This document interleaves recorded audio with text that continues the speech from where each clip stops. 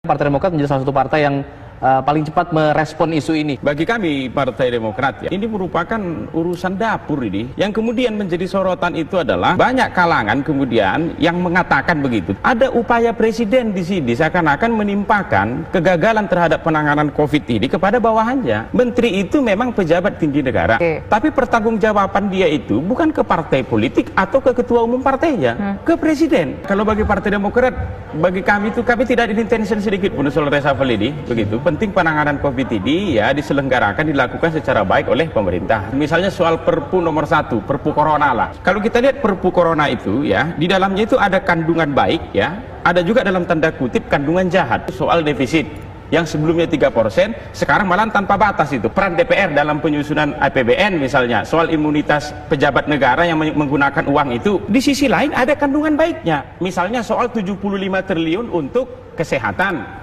BLT lain semua segala macam. Faktanya ya, di menit 5.36 Pak Jokowi mengatakan untuk sektor kesehatan baru 1,53%. Ini yang salah siapa? Orang ini sudah kewenangan sepenuhnya di istana kode eksekutif kok. Itu makanya pertanyaan kita, kemana uang yang 75T itu?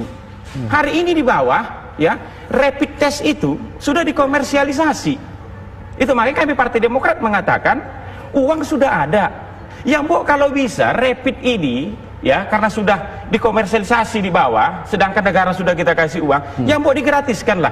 Jika pun tidak bisa, ya minimal pemerintah ya subsidi lah itu. Di luar soal ya presiden menimpakan kegagalan kepada bawahannya. Yang kedua ada juga faktor soal pencitraan di sini. Pidato ini 10 hari lalu. 10 hari ini Pak Jokowi sudah melakukan apa? Kan 10 hari lalu ini sudah melakukan apa beliau terhadap yang beliau keluhkan itu, terhadap yang beliau marah-marah itu. Pak Jokowi itu bolak-balik mengatakan perasaan kita harus sama soal krisis ini. Sense of krisis kita harus sama, harus sama. Kalau memang benar perasaan krisis kita harus sama begitu, harusnya mulai besok ya, beberapa RUU kontroversial yang sedang dibahas di DPR itu dihentikan. Fokus aja dulu ke dia.